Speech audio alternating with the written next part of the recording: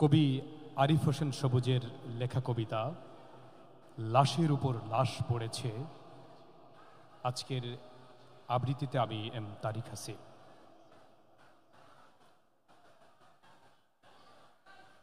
আজ আমি এক পাথরের নাম, নিষ্ঠুর পাথর।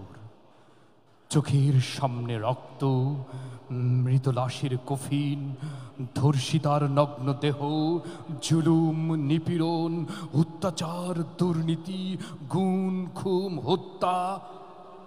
কি থমথমে পরিবেশ!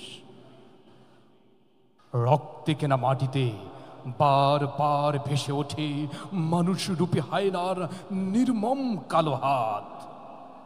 চিল শকুনে চষে খায় আমার মানচিত্র। এমন এমন নিদারুণ কবিতা পড়তে হবে। যদি জানতাম শোনাতে হবে মঞ্চে দাঁড়িয়ে, তাহলে এই হাত তরবারি দিয়ে কেটে ফেলতাম, এই মুখ সেলাই করে নিতাম অনন্তকালের জন্যে। আজ আপনারা আমাকে বলতে পারেন দেশদ্রোহী, বিদ্রোহী, দিতে পারেন নানান অপবাদ।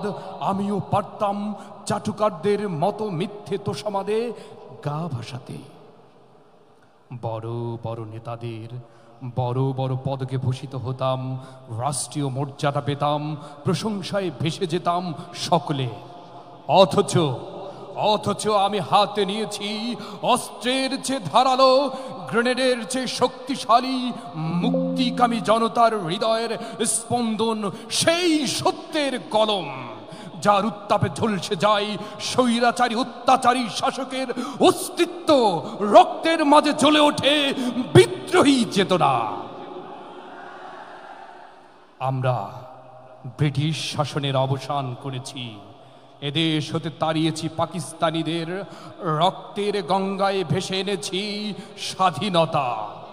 আমাদের চেতনায় বীর তিতুমির, রফিক, শফিক, সালাম, বরকত, আবু সাইদ, মুগ্ধ, ওয়াসিম, আল তাহির ও প্রতিটি বিপ্লবী যোদ্ধার নাম। আমাদের অসংখ্য যুদ্ধে লাশের পরে লাশ পড়েছে, রক্তের স্রোত বেয়ে গেছে সাগরের দিকে, তবু আমরা থামিনি। আমাদের থামানোর সাধ্য নেই কারো। আমরা হাতে হাত রেখে সম্মুখে এগিয়ে যাব।